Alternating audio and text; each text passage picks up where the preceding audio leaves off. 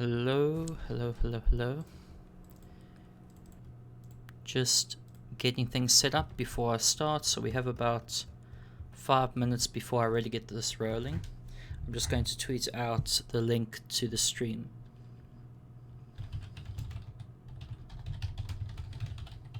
So pardon me while I do that.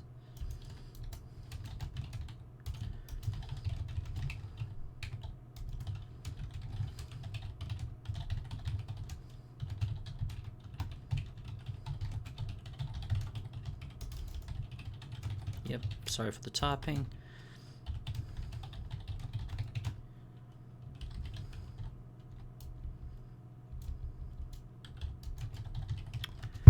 Okie dokie, we should be starting soon. Yeah, that should be it. Just okay. Hello for everyone who will be joining us, and for those in the future who might be listening to this. Sorry, just for the break, I'm just sharing the link to various different chats. We'll be starting in about 5 minutes, but hello to everyone who will be joining us. My name is Anthony Avice Du Buisson. I am an essayist who writes for a number of online syndications such as The Region, Areo Magazine, and the Jerusalem Post. Yep.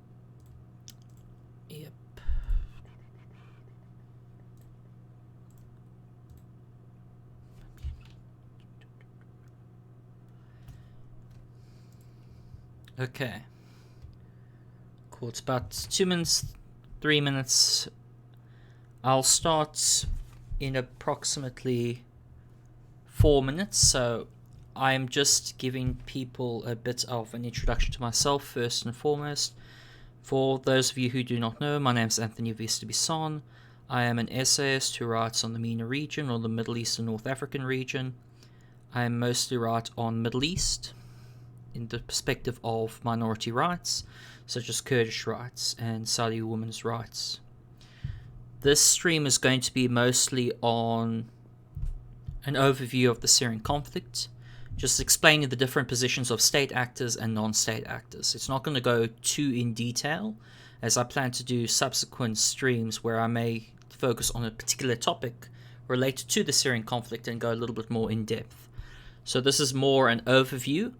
I'll be covering just a little bit of the preamble, or you could say the build-up to the Syrian conflict itself, and where it stands at the moment.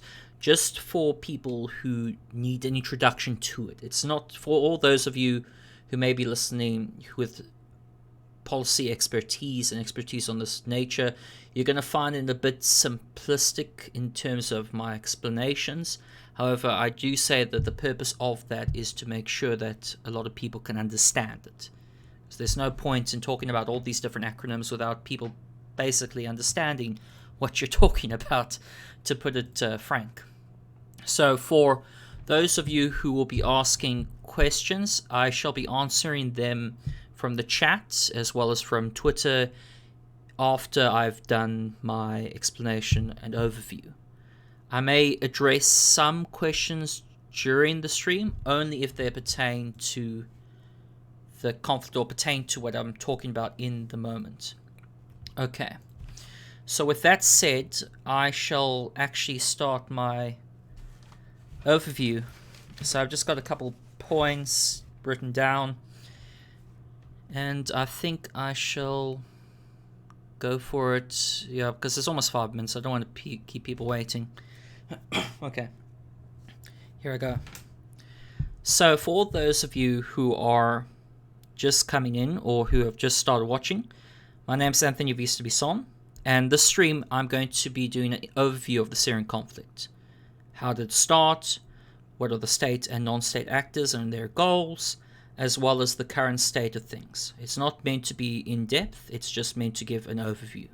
Okay. So to start off this overview, we need to talk about the Assad regime.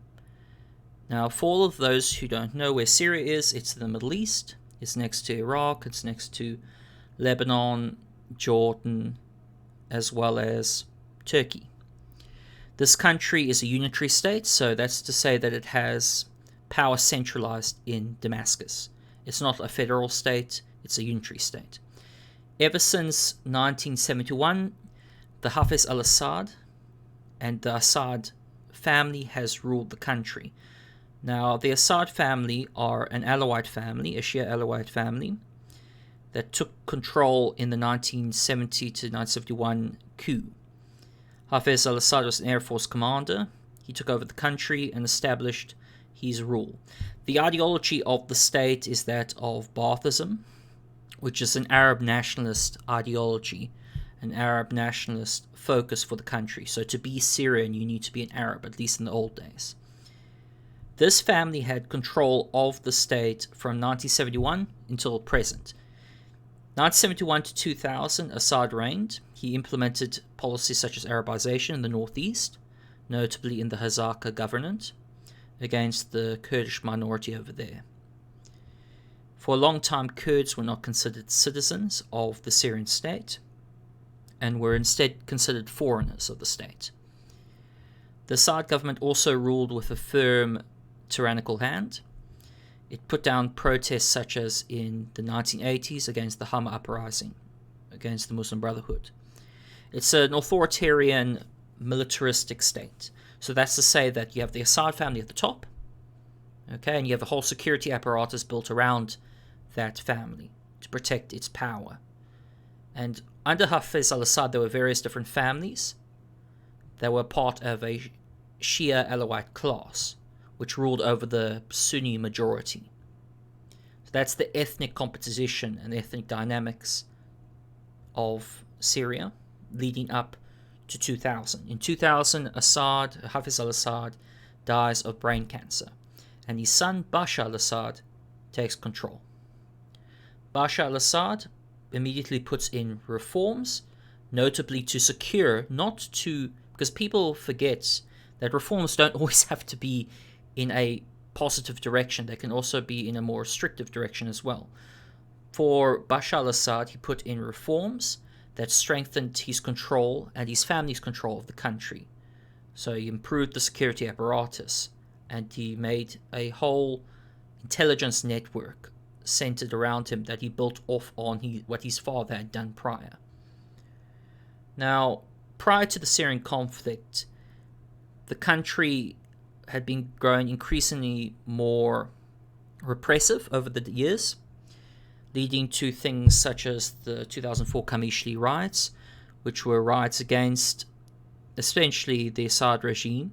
And the Assad regime cracked down on many of those Kurdish protesters in Qamishli.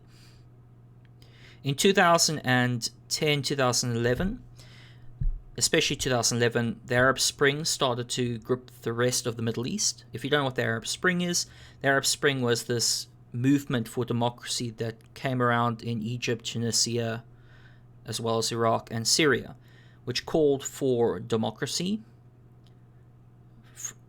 liberty, and transitional governments, because at the time many of those governments that were in control in places like Tunisia and Egypt were authoritarian. This included in the Assad regime especially, and as well as in Libya.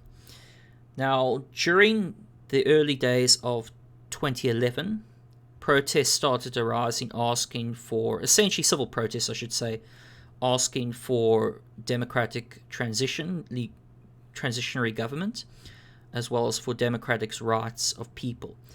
However, after a couple kids spray-painted graffiti, anti-Assad graffiti, essentially saying that Assad should go, the Muqarrabat, which is the intelligence apparatus of the Assad regime, kidnapped those kids, and these kids were about 14 years old, kidnapped them, tortured them, and killed them. These deaths of these kids sparked widespread protests across the country in places such as Damascus, Dara, Homs, and Idlib, predominantly. This created a huge protest movement where they called for Assad to go, they called for a democratic government, and they called for the release of prisoners, Because Assad, part of his security apparatus was that a lot of people, a lot of dissenters would be jailed in jails, political jails like Sednaya, which would torture prisoners. We mustn't underestimate that this whole apparatus was quite tyrannical, especially to dissenters. So if you, for example, were caught by the Assad regime, you could be tortured. You would actually be kidnapped, tortured, and in most times killed. If not killed, you would be staying in jail for quite some time. During the protests in March of 2011, these were met by the Assad apparatus. So you can understand that when it comes to Assad's security apparatus, there are the Muqarrabat, as I mentioned before, but there are also things like the Shabir gangs and Syrian Arab Army forces or security forces. These forces start to crack down on these protests, initially firing rounds into these protesters. These protests start to become more and more violent as the security apparatus starts firing more and more into these protesters. This sparks a full-blown insurgency when you have some of the Assad apparatus, especially the SAA, the Syrian Arab Army, defecting essentially to create their own force called the Free Syrian Army. The Free Syrian Army started to defend opposition against the Assad regime and started essentially to wage a war against the Assad regime. In early 2012, Assad declares that these protesters and all these militants are terrorists, and that it would be his mission as well as the mission of the state to destroy all these terrorists and to save the sovereignty of Syria. That's what led to what we now know as the start of the Syrian Civil War. To give a little bit of a recap for all those of you who will join a bit later, and sorry for all those who are still listening, essentially you have a tyrannical government where you have a family in control. It's an Arab nationalist, you could say Arab National Socialist government in control with a huge security apparatus built around it, whereby it's suppressing the Sunni majority and it's maintaining power for a small class of elites. You have this government giving in to essentially internal protests where it kidnapped kids and killed those kids, causing more and more protests, leading essentially into a full-blown insurgency against the government, whereby the government launches a war against its own people. So that's where we're at. This is in 2012. During that time, something called the Syrian National Council is formed. This acts as the political bloc for the Syrian opposition, because this bloc calls for notably Assad's removal, as well as the democratic transition of the country to a democracy. It's based in initially Turkey, because Turkey gave way to many of these opposition figures, because a lot of these people who were fleeing essentially Assad's campaign of violence in the late 2011, early 2012, fled over the border into Turkey. So Turkey became the first backer of the opposition.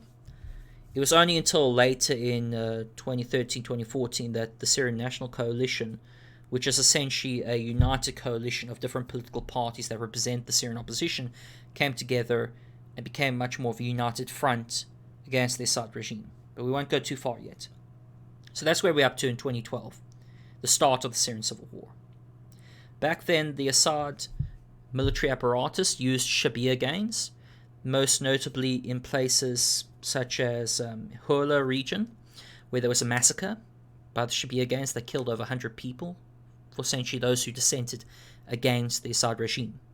These gangs are very fierce loyalists to the Assad regime, because the Assad regime wants to maintain its control of the country.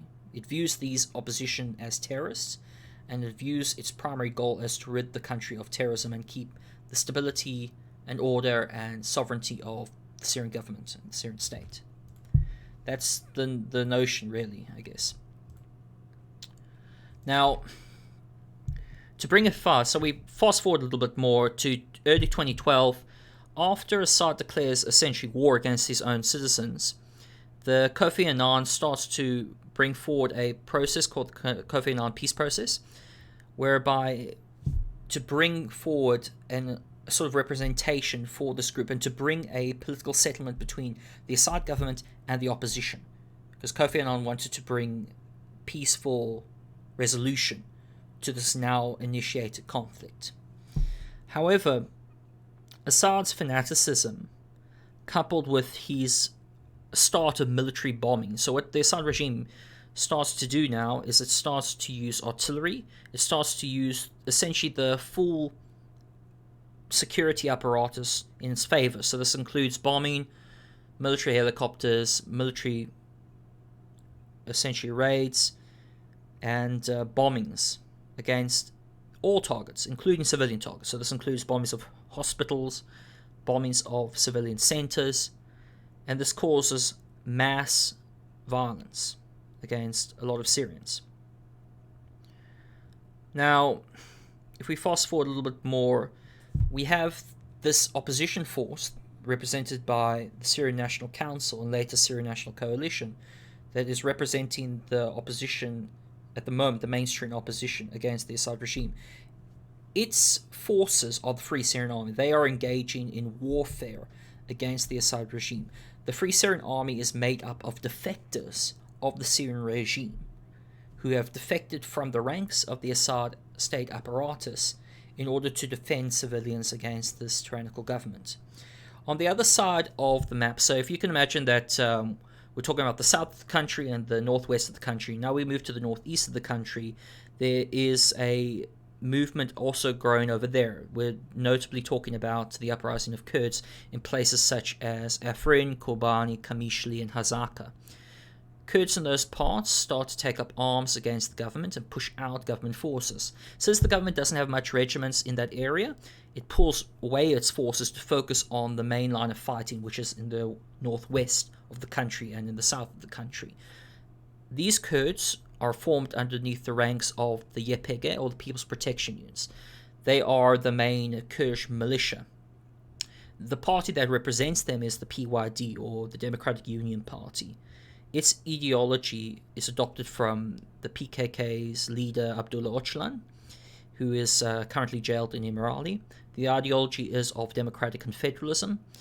As I mentioned in a past stream, it deals with decentralization and federalization of the state, whereby Kurds have autonomy and minorities have autonomy in the area. So the YPG starts to push out the Assad regime, and they start to get into clashes with other groups. And now I'm going to move back to the northwest and focus on some other groups besides the FSA. So besides the FSA that emerged, you had groups like Jaish al-Islam, Islamic Front, and Al-Sham all coming into fruition, as well as Al-Nusra Front. Now, Al-Nusra Front, for all of you, those of you who don't know, the Al-Nusra Front is Al-Qaeda's branch in Syria. During the 2011-2012 days, Baghdadi was the head of Al-Qaeda's branch in Iraq. He sends over some fighters from Iraq into Syria to try exploit the sentiment against the government, to try form some form of Islamic resistance against the government. Because at the time, I should also mention that these protests developed into a revolution, a Syrian revolution, which I already told you the values of this revolution, but to keep it simple, the values are getting rid of Assad, democratic transition of government, as well as democratic rights, liberal rights. This is the gist of the Syrian revolution at the time then. So this is 2012 we're talking about. So Jabhat al-Nusra forms as this Al-Qaeda's branch in Syria. It's led by al-Jolani. He is the representative for Al-Qaeda in Syria. He starts fighting against the government. Now, when it comes to these Islamic groups, such as notably Al-Nusra Front, their ideology calls for Islamic emirates. So they want to overthrow the government and replace it with Sharia law, essentially an Islamic emirate. They, of course, differ to other factions in the FSA, the secular factions most notably, who deny Jabhat al-Nusra's ideology, but who work with them for pragmatic reasons. So you have You have al-Nusra Front emerging along with Jaish al-Islam, which is another Islamic group in that area, as well as the Islamic Front. They all emerge in the northwest in the Idlib province area. They start to engage in warfare against the Assad regime. In the south of the country, near the Dara area, where the sort of, you could say, the cradle of the revolution was, where those kids essentially wrote on walls, Assad must go, they start to get armed as well, and they create their own front. This would later be called the Southern Front, but at that time it was not called the Southern Front. In the northeast of the country, you have the YPG, as well as different militias that work with YPG. You have some FSA units who, because of communal ties and because of historical history between the Sunni Arabs in the area and the Kurds, there's some union, but that's mostly due to family and mostly due to just common enemy kind of thing. The Assad government, since it doesn't want to fight an open war against the Kurds in that area, it pulls back its troops after they had been pushed back by the YPG and its political branch, the PYD. The PYD starts to set up their own political autonomy in that area, but we'll come back to that later. So now we're going into late 2012, early 2013. We have Jabhat al-Nusra and a new breakaway group called the Islamic State of the Levant. Now, this group you may have heard of. It goes by another name, ISIL or ISIS. It starts to become a prominent rebel group. Baghdadi at that time was now merging off away from Al-Qaeda. His methods became a bit more extreme for Al-Qaeda. Part of the reason why Al-Qaeda and ISIS disagree fundamentally on a lot of things is notably because of their methods. For the Islamic State especially, they have more extreme ways of going about, and they have a much more zealous ideology in comparison to Al-Qaeda. Al-Qaeda, if you believe it or not, Al-Qaeda thought that ISIS was a bit too violent for it. But to go back to the conflict, we have now the Islamic State, along with the Free Syrian Army and Jabhat al-Nusra, capture from the Syrian Arab Army, which, may I just say, to give a brief note on the Syrian Arab Army, Syrian Arab Army is the main military of the Assad regime. It's a conscript military. That's to say that all Syrians must serve in the military for at least 2 years. People forget about that. It's not just zealots that are fighting in behalf of the army. It's mostly people who have to do the conscript service. They're going and fighting for the Assad regime. So the SAA that used to own Raqqa were pushed out by Jabhat al-Nusra, ISIS, and the FSA. They captured the Raqqa in 2013. During this process, we have Hezbollah that's operating in the west, because at that time the most vocal supporters of the Assad regime were Iran, especially the Ayatollah Khomeini supported Syria's sovereignty and the Assad government's sovereignty. They sent over from Lebanon especially, and as well as from Iran, they sent over various paramilitary intelligence units. So initially it was the IRGC, or the Iranian Revolutionary Guards Corps, that went into Syria to give logistical support and intelligence to the SAA, as well as the Tiger Forces, which are their own branch of the Syrian Arab Army, but that's another topic for another day.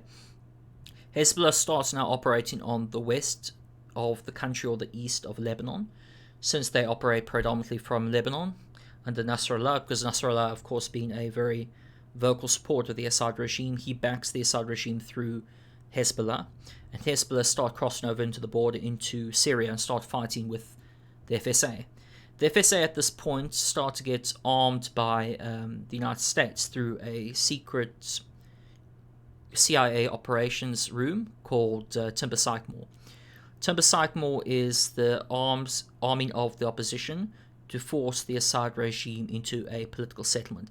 It was suggested by Petraeus and initially approved by the Obama administration. This operations room was designed specifically with the mind of pushing the Assad regime into a political settlement with the opposition. That's the whole aim of this program. It was the CIA operations room of Timber Sycamore. This was done through the MIT, which is Turkish intelligence, and later on the GID, I think that's GRD. GRD of the Jordanian intelligence. We'll go back to that a bit more in detail. But to give you a summary up, before we enter till 2013, I'll give you a bit of a summary of what's going on so far. So we have the Assad regime being tyrannical, it cracking down on opposition, this opposition forming its own armed militia called the Free Syrian Army, as well as its own political coalition called the Syrian National Council, and eventually that turns into the Syrian National Coalition, which is a union of different political parties, different exiled politicians that have disagreements with the Assad regime and want the Assad regime to go. We have the FSA as one branch of the opposition. We have the Islamist branch of the opposition being with Jaish al-Islam, Islamic Front, and Jabhat al-Nusra. Jabhat al-Nusra being, of course, the Al-Qaeda's branch in Syria. Its ideology wants to create an Islamic emirate and overthrow the Assad regime by establishing an Islamic emirate and through armed opposition.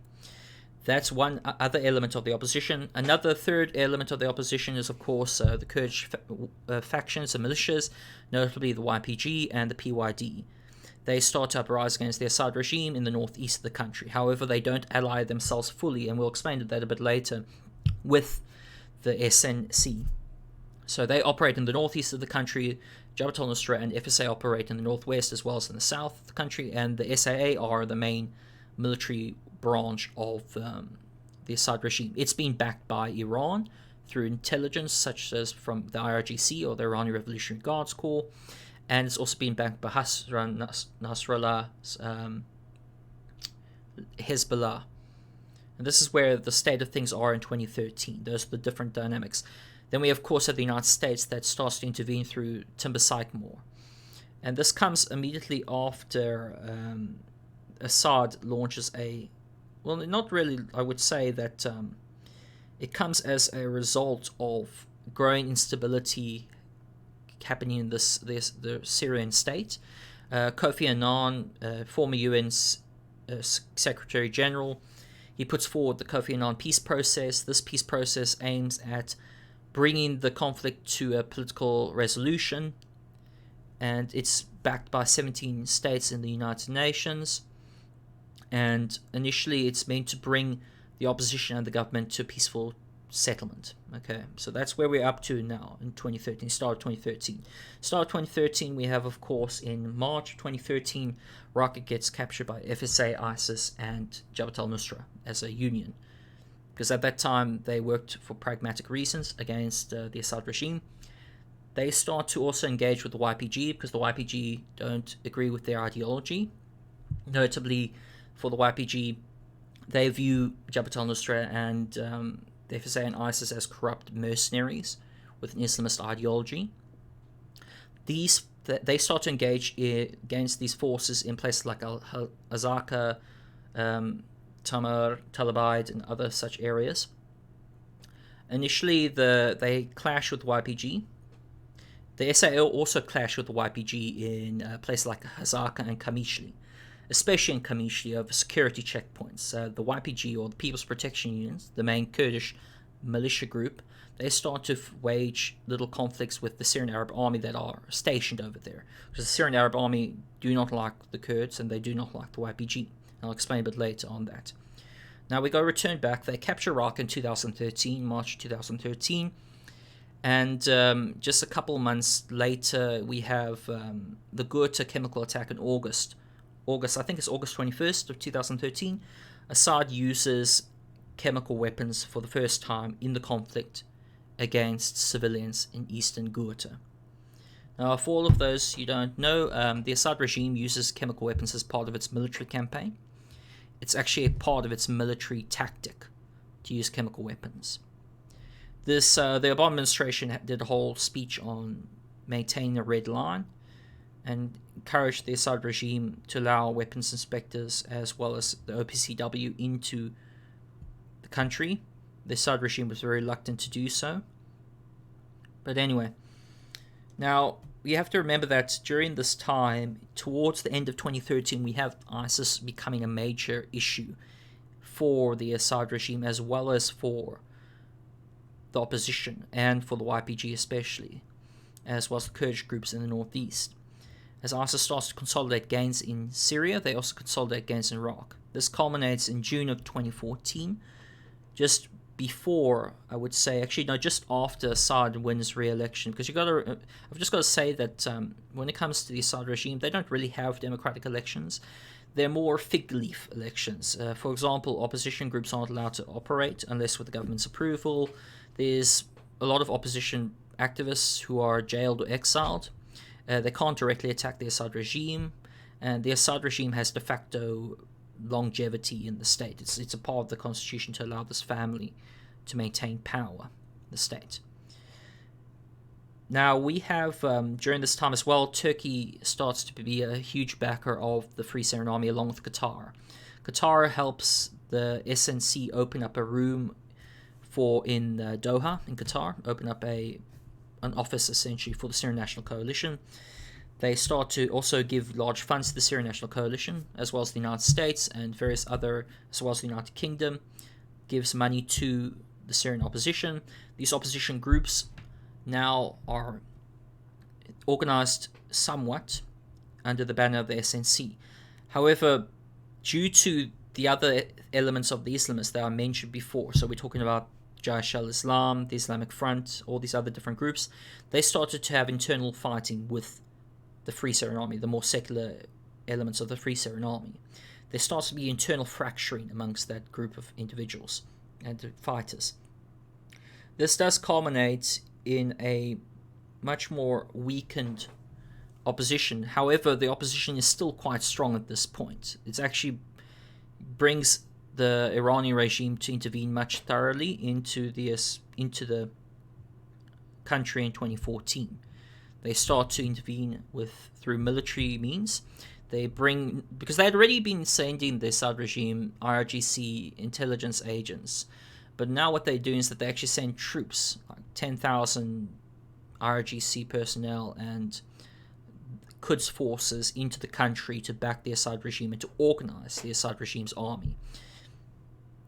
Now, during this time in June of 2014, after, of course, the rise of the Islamic State, after, of course, the elections, we have the rise of the Islamic State, where Abu Bakr al-Baghdadi declares a new caliphate in Mosul, and where he declares war on all those who oppose the caliphate.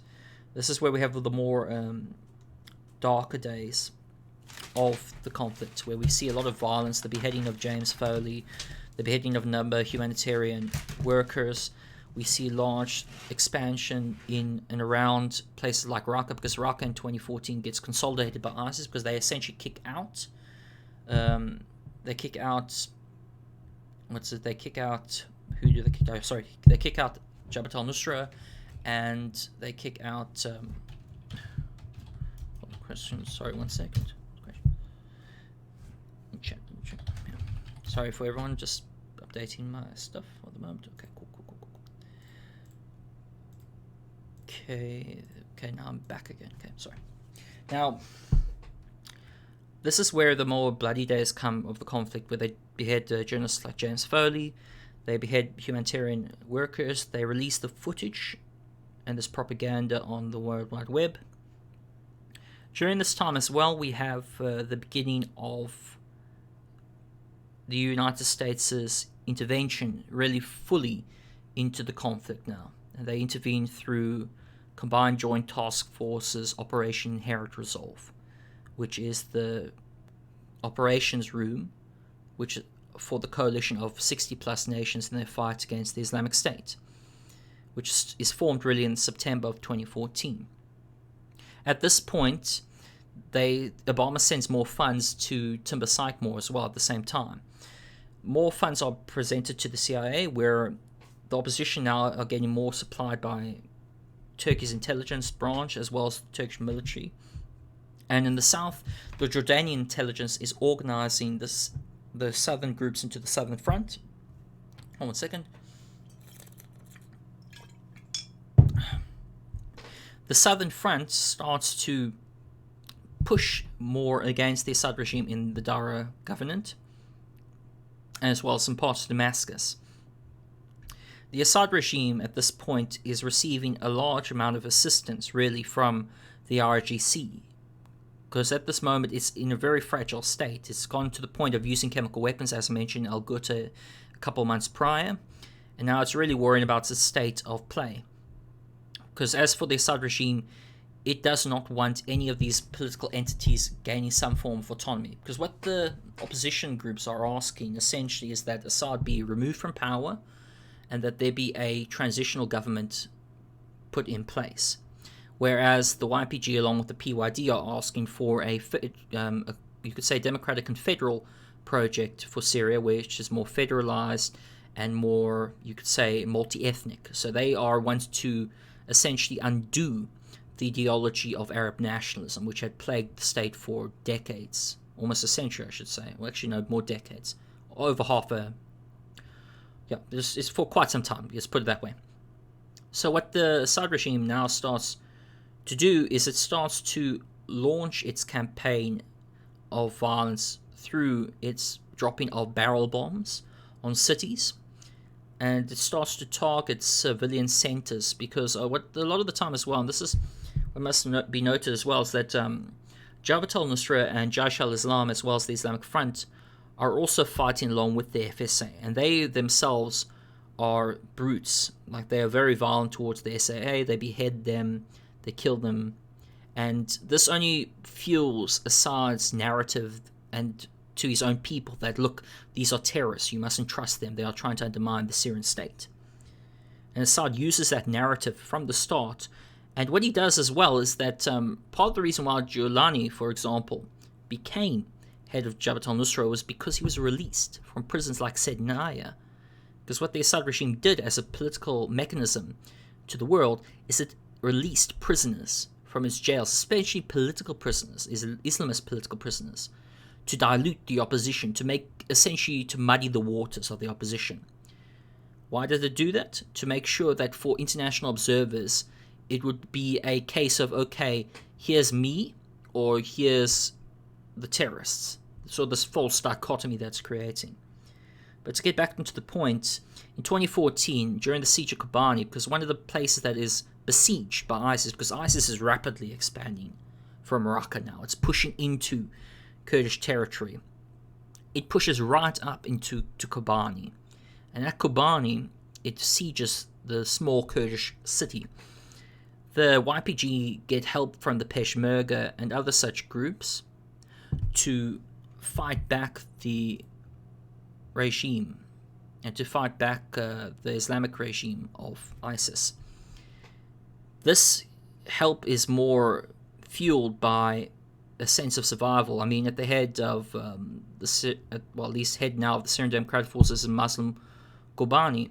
At that time, he negotiated with US CENTCOM intelligence officials to start support for the YPG. So the Obama administration, in late of 2014, it initiates an airstrike campaign not only against ISIL in Iraq but also in Syria.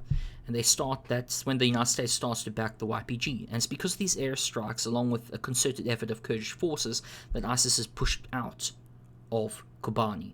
Many people would remember the days of the footage that you may have seen on CNN and other such places of the siege, where you have destroyed homes, the news of tanks moving forward that are by ISIS, and these forces essentially wanted to destroy the small little Kurdish enclave and slaughter the Kurds there, because they've been already slaughtering a lot of people during that time. However, due to the United States' assistance, this force is pushed back by YPG, and the YPG now starts to ally with the Free Syrian Army, because at the time, since I told you about the FSA fragmentation between internal fighting caused by Islamists versus Democrats, essentially, a lot of the Islamists start to dominate over the Democrats, and a lot of these forces, such as I think it's the Revolutionary Brigade, they start to go away from the FSA because they see, okay, this group's starting to become corrupt, and they start to join the ranks of the YPG. And that's where they form the ranks with YPG during the siege of Kobani in places like through operation rooms like Operations Euphrates Volcano, which was the first operation room set up as a means for the FSA and YPG to join ranks together along with other various different militias to fight now the Islamic State. And that's done through the Pentagon, because the Pentagon is the one that provides this huge arms equip program as well as airstrike program to the YPG. Now we move forward into 2015. In 2015, we see that ISIS is still rising. However, we've neglected to mention one significant part of the country yet, and that is, of course, in the southwest of the country, and that's with the Golan Heights. So I'm going to only briefly mention the Golan Heights here, but for all of those who don't know, the Golan Heights is an area claimed by Israel since the Yom Kippur War in 1973. The Assad regime, as well as the Syrian state, claims that the Golan Heights is a part of Syria, whereas the United States and Israel claim that the Golan Heights is I should say only Israel, really. Israel claims that the Golan Heights is a part of Israel, and it has forces there, essentially also a large Druze community. However, during the war, there were a lot of cross-shelling, and the Israelis essentially started to conduct airstrikes into Syria to defend its portion of the Golan Heights. So that is really its own little frozen conflict in the southwest of the country, which I'm not going to mention any more of because, as I mentioned before, there's not much going on there. There's occasional clashes, yes, but there's no full-blown offensive to take the Golan Heights. I think the Assad regime's not really going to take that part of the country in any practical sense. But anyway, to go on now. In 2015, we have Turkey back in the FSA. Okay, so let me actually hold on one second before I go forward. Just to give another recap, so as long as people can sort of follow this later, we have the United States, who is now backing the YPG. Okay, the YPG being the Kurdish militant group. That is the militant group for the PYD, or the Democratic Union Party. That's happening in the northeast of the country, and they're fighting against the Islamic State. Now, Jabhat al-Nusra and Jaish al-Islam are fighting against moderates of the opposition, as well as against ISIS, because of their political disagreements. Because where ISIS originates from is it comes as a breakaway from Al-Qaeda. Al-Qaeda viewed ISIS's methods to be a bit too extreme. I know if you're hearing that right, they viewed it to be a bit too extreme, and therefore started to organize away from ISIS's leadership under Abu Bakr al-Baghdadi. And when Abu Bakr al-Baghdadi declared himself the caliph of this new proto-state, or the Islamic Caliphate, what happened is that you have a lot of fighters join the ranks of ISIS, but also return to the ranks of Jabhat al-Nusra because they don't believe in that process, essentially. Now you have the FSA, which is backed by not only the United States to some extent, but at that time Jordan, as well as Qatar and Turkey. Those are who are backing it at the moment. And then you have the Assad regime, which is at the moment backed by, in 2015, early 2015 I should say, backed by Iran and Lebanon. Mostly Hezbollah of Lebanon, not the Lebanese government itself, just Hezbollah of Lebanon. This all culminates, and then of course you have the southwest, where you have the Golan Heights being, of course, backed by Israel, and it defending its interests in that area and engaging in minor clashes along the Golan Heights border. Now we fast forward to late 2015 in September, after Russia had annexed Crimea.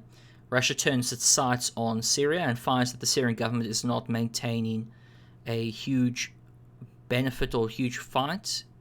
And what do I mean by that? In other words, it's not maintaining the stability of the state or the sovereignty of the state. So what Russia's Putin does is Putin says, okay, we're going to intervene.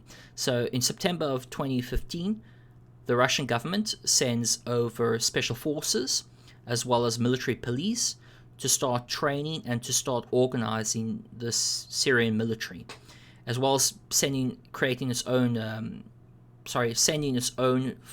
fighters to start bombing the opposition.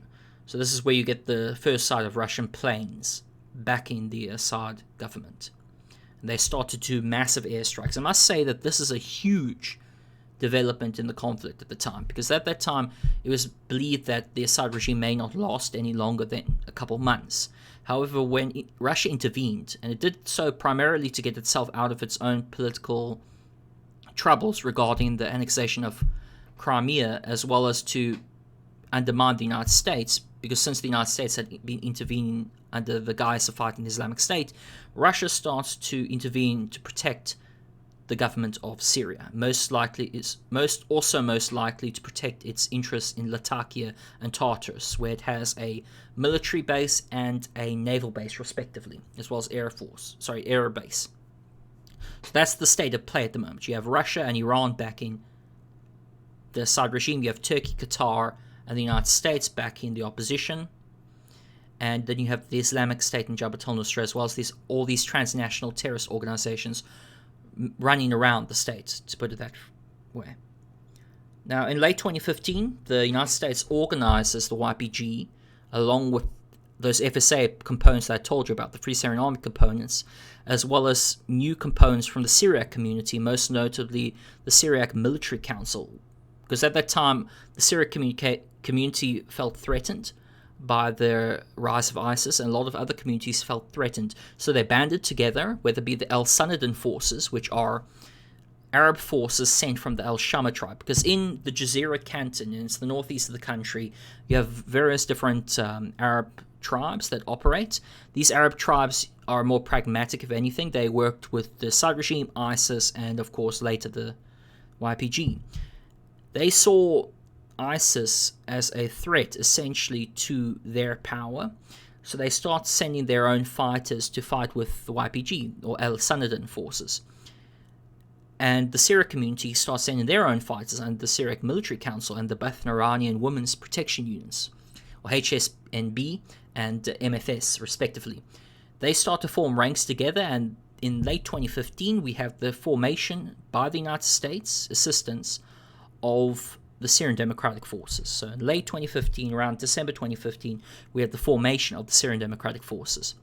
This force seeks to oust the Islamic State from areas in the northeast, as well as the country, as well as to establish the project set out by the PYD, and by extension, the newly created Syrian Democratic Council, which is the political body of the Syrian Democratic Forces. This force has an alliance, military alliance with the United States. The United States, under the Pentagon Arms and Equip Program, sends aid to this group, and also provides Air Force cover under the CJTF, or the Combined Joint Task Forces Operation Inherent Resolve, Operation Room in Iraq, and now in Syria, in the northeast of Syria. Now, what's happening also that we have to remember is that Russia starts to intervene, not just militarily, may I just say, but also politically for the Assad regime. It starts to become what is known as a guarantor. So it starts to represent the Assad regime. And what it does do this through is through things like the Astana Talks in Astana. The Astana Talks were over the future of the Syrian conflict at the time, because this is in 2016, where the SAA now, since they've got now new support from Russia and Iran's growing support, they are starting to recapture areas from ISIS, such as in Palmyra. In the Astana Talks, the different guarantors of the Syrian conflict, so we have the big representative for the Syrian opposition, mainstream opposition, may I say, is Turkey. Okay, it's the main guarantor of the Syrian conflict for the Syrian National Coalition, because the SNC is based in Istanbul and has heavy backing and financial backing from Turkey, okay, as well as Qatar. But Turkey is the chief backer of the Syrian opposition. It sends military and political and financial support to the opposition. So it's representing the opposition at the Astana. You have then, of course, Rouhani, who is, of course, the representative for. Let me wind back a bit and Yep. I don't know if I'm going too well. Oh yeah, it's been 49 minutes. I'm just checking the time. Sorry about that. So I hope I'm making sense to people who will be listening to this in the future, because as you probably have heard already, with all these terms and acronyms, it's quite complex at the moment, and this is only 2016. So to give really a recap for people, so as long as people are following now, we have an oppressive government who cracks down on protesters. These protesters start an insurgency against this government. Those protesters start an insurgency and they get help from defectors from the security apparatus, as well as the backing of multiple nations such as Turkey, Qatar, Jordan, and the United States. In the same token, you have these Islamist oppositions, or these Islamist transnational groups operating, such as Jabhat al-Nusra and ISIS, that are operating and fighting against the opposition forces. And then you have a completely separate opposition in the northeast, backed by the United States under the Syrian Democratic Forces and the YPG. Then in the south, of course, you have the Southern Front, backed by Jordan, which is a part of the FSA. You have in the rest of the country the Syrian Arab Army, which is backed by Iran and now Russia. And then you have in the southwest of the country, you have the Golan Heights, which in itself is its own quagmire, backed by, of course, Israel. In the southeast of the country, which I've forgotten to mention, there's the Al Tanf base. It is a place for the United States to back its own trained Free Syrian Army, National Army forces there. These forces are trained specifically to oust the Assad regime. Okay? But that's something we won't cover anymore. But during the Astana Talks, you have the big guarantors of Syria, such as Rouhani, Erdogan, and Putin. Now, Putin being the leader of Russia, Rouhani being under the leadership of the Ayatollah in Iran, and, of course, President Erdogan being the president of Turkey. Russia represents the Assad regime, Iran represents the Assad regime, Turkey represents the opposition. These are the three big political guarantors of the Syrian conflict. They are emerging. During the Astana Talks, they talk about implementing United Nations Security Resolution 2254, which pushes forward the notion of creating a political settlement. So bringing the conflict to a political settlement between the opposition and the regime. Of course, the regime does not agree to any of the terms, because it's, as I mentioned to you from the beginning, the Assad regime is pursuing a military campaign against its own people, and it seeks to get every inch of Syrian territory under the sovereignty of the government, and it views the opposition as terrorists, as an insurgency against itself, and it's asking for the help of international state actors such as Russia and Iran to help it in this mission, as well as the financing of other different countries who back it. That's what it views. And the Syrian opposition, the mainstream opposition under the Syrian National Coalition, is backed by Turkey. They want a transitionary government whereby Assad is removed or elected out, and there's a democratic process implemented in the state. However, they disagree with, I should say both groups disagree on the role of the PYD, or the Democratic Union Party. They themselves have their own project. For the side of the opposition, they view it as an extension of the PKK's project, or the Kurdistan Workers' Party, which Turkey considers a very big existential threat to the sovereignty of Turkey. And Turkey has been waging a war with the PKK since 1984. They view the PYD's project in the northeast under the democratic confederalism ideology as an extension of the PKK's ideology in Syria, and they thus view them as a terrorist threat. The opposition disagrees with the PYD based on the fact that it wants a federal project, and the opposition does not want a federal project. They want to continue to maintain the unitary nature of the state. So that means to say they want centralized power in the government, but they just want the Assad removed and there to be a democratic government. And of course, the Islamist groups agree with all three of these parties, and they're not even considered in the Geneva process at all. Because this is what it is. The Astana Talks were to try implement United Nations Security Resolution 2254.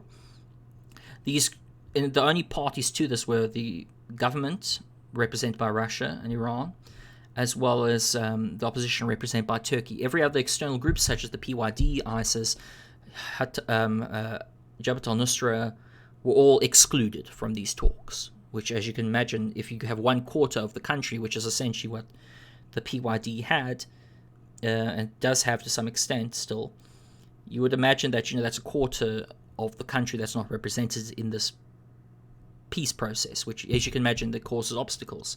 And if you can imagine internal fracturing amongst the opposition, you can see why the political process has not yet worked as of yet. Now we move on to 2016, mid to late 2016. We have the SDF, the Syrian Democratic Forces, that coalition, a multi-ethnic coalition of militias I talked to you about, which was a union between the YPG, the FSA, MFS, Al Sanadan, as well as other different Arab, Syriac, and Kurdish groups that was organized with the help of the United States. We have this group fighting ISIS, and recently it had liberated, actually, the Manbij city, which is across the Euphrates River. It liberated Manbij from ISIS and was pushing westward. This actually sparked fear by the Turkish state, and the Turkish state launched its own operation called Operation Euphrates Shield in August of 2016. This is where Turkey starts to intervene more militarily, because at the time it was supporting, yes, through logistics, armaments, financial and political support to the opposition, but it didn't have major troop presence in Syria. And it had been pursuing for a long time a regime change policy for the Syrian state. So what does that mean? That means that Turkey wanted to get rid of the Assad regime. That was its goal right up until 2016. However, with the intervention of Russia and with changing dynamics on the ground, Turkey starts to intervene much more militarily, especially with the expansion of the YPG, because the YPG now has been liberating territory from ISIS with the help of the United States, which already causes anxiety for Ankara and anxiety for Turkey, because Turkey, as I told you before, they view the PYD and by extension the YPG as an extension of the PKK, which they view as an existential threat to their state. And this is a problem for Turkey, and that's why Turkey intervenes now in Jarablus right up until Elbab. They intervene militarily through Operation Euphrates Shield. So they form together groups such as Al-Sham Legion and Arad al-Sham, which are predominantly Islamist groups, and they back these groups along with their own Turkish security forces, along with their own artillery and air force power, and they push into ISIS territory. Not just to get rid of ISIS, although they were quite fine with ISIS along the border, because they never closed their border for quite some time. They were more afraid of the YPG putting together its Afrin canton and its Kobani canton. Afrin is in the northwest of the country, and Kobani is just near the Euphrates River. And these groups were fast coming close together, so what Turkey did was it pushed in to Jarablus right up until Arbab, and they created their own security zone under Operation Euphrates Shield. Okay, that's where we see Turkey now intervening more militarily into the conflict.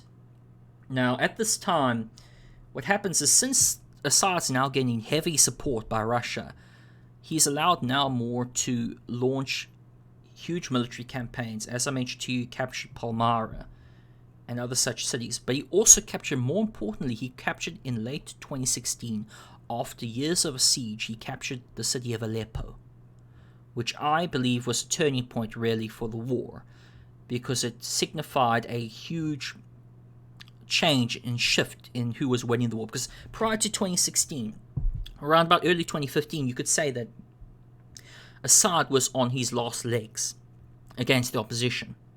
However, late 2015, with Russian intervention, especially spearheading now the offensives, you have the Assad regime start to change direction.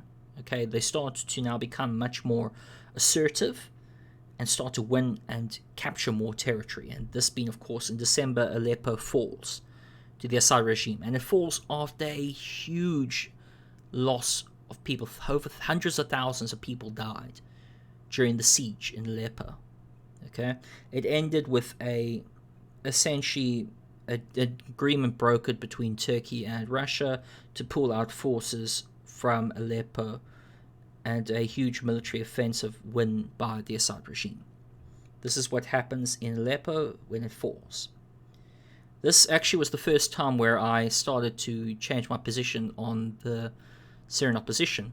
For that time, I had actually been supporting the Syrian opposition, but towards late 2016, I became more disillusioned with the FSA especially.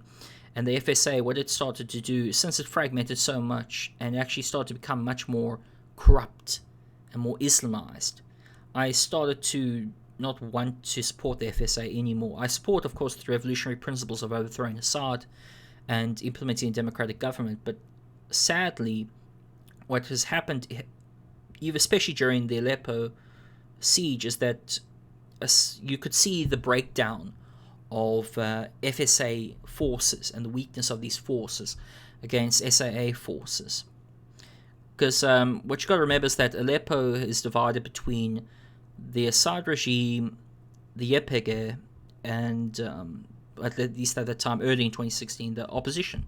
The YPG or the People's Protection Units, the Kurdish faction, have a little district called Sheikh Maksud in Aleppo. They have had it under a sort of a very strained relations with the Assad regime. And when the Assad regime was fighting against the FSA, the YPG were also fighting against the FSA as well, because the FSA at that time, along with al-Sham and Jaish al-Islam, were firing weapons against the YPG, and the YPG sort of was doing out of self-defense, really. But to cut a long story short, Aleppo falls. This is a huge change. Timber Sycamore, the operation room I had been talking to you about earlier, Timber Sycamore starts to get a reducing of funds, basically. Funds start being taken away from Timber Sycamore and being placed into the Pentagon program of arming the Syrian Democratic Forces against the Islamic State. Because now the focus is no longer on trying to bring the Assad regime necessarily to political settlement. It's now come to a point where the United States is now going with a single mission, which is to fight the Islamic State. Because that's more of a threat to the United States at the time, as you can imagine. Now, what we have is that we have in early 2017, Jabhat al-Nusra starts to change or rebrand itself to Hayat al-Sham, or that's to say HTS. Hayat al-Sham becomes the new front for Al-Qaeda in Syria. It starts to organize, it starts to plan, and starts to go to war with different groups in the Idlib province, because now it's seeking to control the Idlib province, and starts to engage with different groups such as the FSA, Free Idlib Army, as well as the Jaish al-Islam, al-Sham, and the Syrian Liberation Front. You have all these different groups fighting in the northwest now. This culminates actually in a chemical weapon attack in Khan Sheikhoun by the Assad regime, where the Assad regime uses chemical weapons and fires at Khan Sheikhoun in the northwest.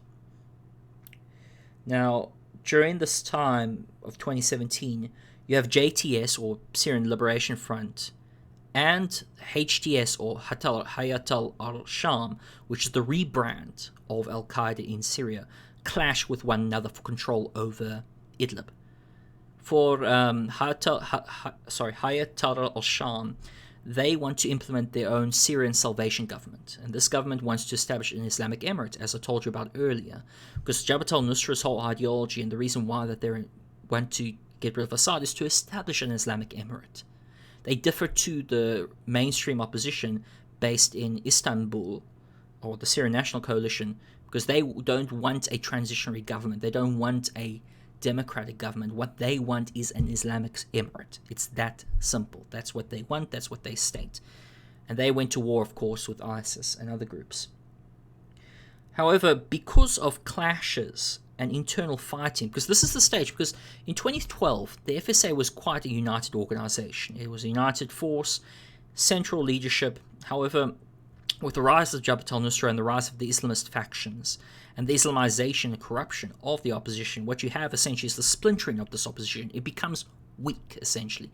Even in early 2017, the United States tells, through the State Department and through the Department of Defense, they tell these units to organize. I remember John Kerry towards 2016, secret, you can find this on YouTube, I guess, as well.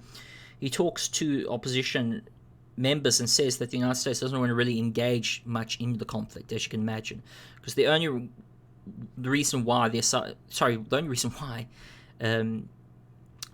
Obama administration and the United States is in Syria in the first place is because out of a suggestion from General David Petraeus, who suggested creating an operation room for the CIA to help with the arming of this opposition groups to bring forward a foster political settlement with the Assad regime.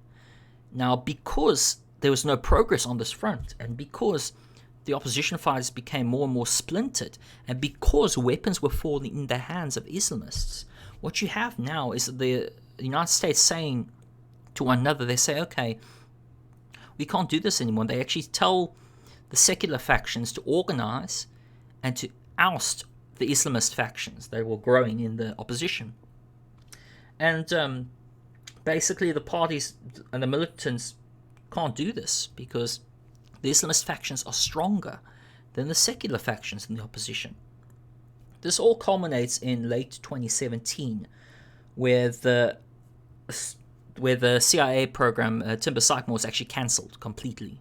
It's cut off completely because funding had been reducing for the program, but ever since the Trump administration came in, funding completely collapsed for it in late December 2017.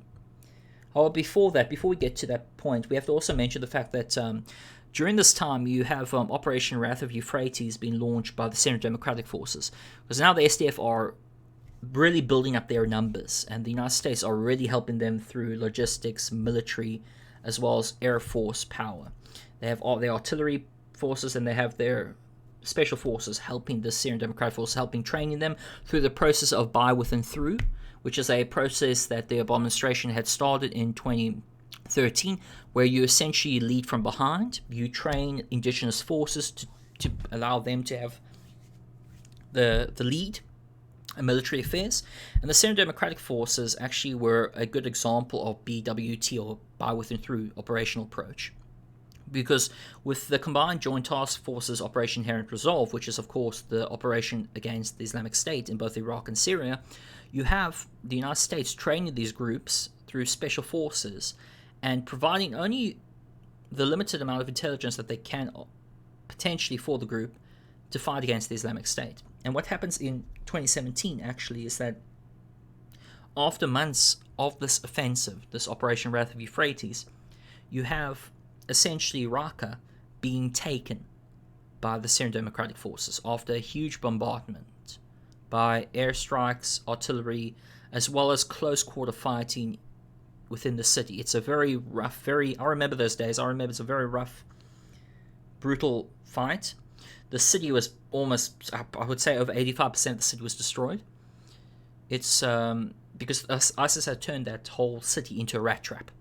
So you have underground tunnels, you have mines being set up, you have a whole network essentially dedicated to creating it an impossible space for people to maneuver in, especially offensive forces.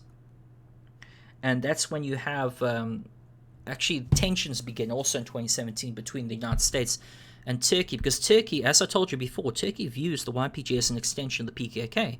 So when the United States starts to back the YPG, they say, okay, why are you backing a terrorist organization? And the United States, who make a distinction between the YPG and PKK, which I also make, because I believe that from an ideological standpoint, you have, yes, the PKK and YPG share an ideology. They share an ideology of democratic confederalism. However, from an organizational level, you have local commanders from Syria and local Syrian Kurds actually leading the organization. And that there's no commands coming from Kandil, which is the capital of the PKK in Iraq, essentially. Or sorry, I should say southern Kurdistan. There's no commands coming down to the YPG. However, I don't want to get into the complexities of that, but just to say that I agree with the stance that they're two separate organizations. So the United States considers them two separate organizations, and that's why how they justify, I guess, the funding for the for the YPG. But Turkey says no, they are actually a terrorist organization, and we want you to stop your financing and connection with this organization. And essentially, I remember this actually. The United States starts to sort of mouth off a bit. You could say just talk down, really, Turkey. Because Turkey actually proposes, before the Raqqa offensive even begun in late 2016, it proposed its own Sunni Arab force. Like, it proposed that, okay, it would send its own forces along with its own FSA troops without the Syrian Democratic Forces' participation, and they would liberate Raqqa. And I remember the CENTCOM people going to Turkey, to Ankara, and the Turks saying, okay, we'll try to organize this group. And they say, the CENTCOM people, which is the Central Command officials, said to Turkey, they said, okay, your guys' groups are not organized. They're not organized, they're not disciplined. And in comparison to the Syrian Democratic Forces, we would rather go with the Syrian Democratic Forces because at least they're organized, trained, and they do their job. They get the mission done, as opposed to your forces. And ever since then, there had been political tensions between Ankara and Washington. Turkey especially wanted the United States to essentially drop its support for the YPG. And the United States kind of said, no, we're not going to drop our support for the YPG, so you can suck an egg. But again, the pressure was always there, and it continued to mount throughout the years. And it continued to mount even after the Raqqa offensive, where Turkey said, can you please now abandon your support for the YPG? Huge political divisions occurred between the United States and Turkey over this issue, big time. Now, towards the mid to late 2017, if I can remember correctly, you have... And by the way, a lot of the stuff is coming from my memory as well, the conflict. So this is an overview. It's not meant to be a... I wish I was not as detailed as I am. It's not meant to be a huge, detailed examination of the Syrian conflict. It's meant to just tell you what sides are and what they want. Since Turkey changed its regime change policy in 2016... it now has gone for a complete stopping the YPG from creating Kurdish statelet along the border. Because as I told you before, Turkey views the YPG as an extension of the PKK. And they view the YPG as creating essentially a PKK statelet along its borders. And for Turkey, that's more of an existential threat. So that's why it started to launch operations like Operation Euphrates Shield against the YPG. At that same time, it forms the Syrian National Army, a de facto auxiliary force for the Turkish state, formed by local Syrian opposition fighters, with the goal of not only ousting Assad, but also creating an organized Syrian opposition again. Now, what we have is that Raqqa is liberated, as I mentioned, in late 2017. However, in early 2018, an offensive is launched in the northwest of the country, in the Afrin Canton, because at that time the Afrin Canton was headed by the Afrin Council, which is just one of the many councils that set up by the de facto Democratic Federation of North and East Syria, which is what is called the DFNS. That's the de facto government now in the northeast of Syria, under the control of the PYD and other parties that is unified with. That's the government that's in control in the northeast. The government that's controlling the northwest is the Syrian Salvation Government, under the control of Hayat al-Sham, which gains control over the province after a war with JTS, gains a majority control over the Idlib province. So they have the Syrian Salvation Government. You have the Syrian Interim Government, which is in exile in Ankara, but is also in territories that have recently been taken over by Turkey, such as I mentioned, with the Jarablus to Elbab Pocket. And then, of course, you have the Syrian government in one side. So you have about about 4 different governments operating, all backed by different international state actors. In early 2018, you have Turkey launch its Afrin Offensive, or Operation Olive Branch, where it uses the Turkish Free Syrian Army. So these are now predominantly forces that are mixed with the Turkish army, Free Syrian Army forces mixed with the Turkish army in the Afrin region. This comes after the Afrin Council refuses to give control to the Assad regime, and controlled to Russia, leading, of course, to Russia giving the green light to Turkey to invade the area. So it annexes the northwest of Syria, or the Afrin canton, displacing over 100,000 people and killing thousands. At this time, the Assad regime is upping its military offensives in places like the south of the country, where at this time you have the southern front collapsing, essentially, to the Assad regime, because the Assad regime had a lot of gains within 2017 against the Islamic State, because in late 2017, Haider al-Abadi, basically in Abadi's government, declared in late 2017 in Iraq that the Islamic State had been defeated because most of its territorial gains had been reversed. Over 90% of them had been reversed. At this time, you have also that the Idlib province is being now under a huge offensive by the SAA. However, during that year, you have something called the Sochi process come into fruition, where Turkey and Russia essentially sit down to divide up the Idlib province between spheres of influence. Or now you notice that. Let's take a stop for a minute and let's notice the difference now that we've had between the early stages of the war and the stage now. So in the early stage, we have a de facto civil war with the backing of essentially some international actors. Now, then it turned into a war against a transnational actor, that's to say a war against ISIS, with this civil war still going on, and now it's turned into a full-on international conflict with different international actors backing different groups, having their own forces within the country. And now you can see that in Idlib, the area is now under the control predominantly of HTS, Hayat al-Shah. Turkey and Russia agree in the Sochi process to essentially demilitarize Idlib and to divide it between areas of influence and de-escalation zones, essentially. The 3 zones between Russia, Iran, and Turkey. This process, and I'm just going through my notes as you can probably see because I have a lot of notes. Okay. So this process divides up the Idlib province. However, Turkey tries to go in through HTS territory to try force or try de-radicalize HTS, because one of the things that Russia had asked Turkey is to try de-radicalize HTS to be less militarized, essentially. However, Turkey failed to do that because it was more preoccupied with fighting the YPG in other parts of the country. Now, what happens is that you have Idlib now becoming more and more militarized and demilitarized at the same time. So you have Russia launching its own campaign of violence with Assad, through bombings and through military forces fighting against the various different opposition groups that have places like Eastern Ghouta at that time, or even parts of Dara, because during this time in 2018, Dara collapses to the Assad regime.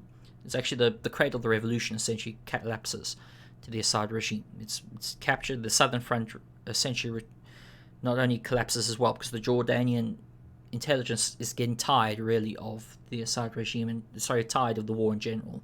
So it starts to reduce its funding for the Jihadists, starts to reduce its funding and training for the southern front, and this results in the southern front essentially collapsing to the Assad regime.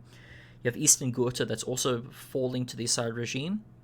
You have Turkey and Russia making agreements over the Idlib province. You have HTS dominating the area against the opposition forces. You have in the northeast of the country, the Syrian Democratic Forces are still fighting the remnants of ISIS in the south of Hazaka province, and they're also trying to defend against, in the northwest of Afrin, against Turkey's invasion, because Turkey now has set its sights upon the YPG. This leads us all the way to 2019, and in late 2018, the Trump administration says that it's going to withdraw troops from Syria, because at the moment it has couple hundred to over 1,000 troops in the northeast, which help train forces as well as keep a watch over the Sanjar line in Manbij, because how it works is that the United States' mission in Syria is specifically to fight the Islamic State, okay? And it does this through the Syrian Democratic Forces, through its, you could say, help of the Syrian Democratic Forces. But what's happening now is that more and more political tensions are being created between Turkey and the United States. This is giving more and more pressure, so the United States starts to give concessions to Turkey, essentially patrols along the Sanjar line in Manbij. However, these talks aren't really going anywhere, so what the United States tries to do with the Syrian Democratic Forces is it tries to create different councils to take over. Yeah, I am reciting this off the top of my head, by the way. I've just got like top points to go off, basically. So what you're hearing really is me going from what I remember. Thank you, by the way. You guys can ask questions now. I've been waiting for someone to write in the chat. I'm now speeding at this moment, but I'm almost done. So in 2019, you have essentially the offensive reigniting within the northwest of the province. You have the south that has fallen already. You have the United States that has called that it's going to withdraw troops from northeast of Syria. This created a lot of concern for the Kurds. In 2019, things just continue to escalate until we reach the end of 2019, where Abu Bakr al-Baghdadi is killed in the northwest of the province of Idlib.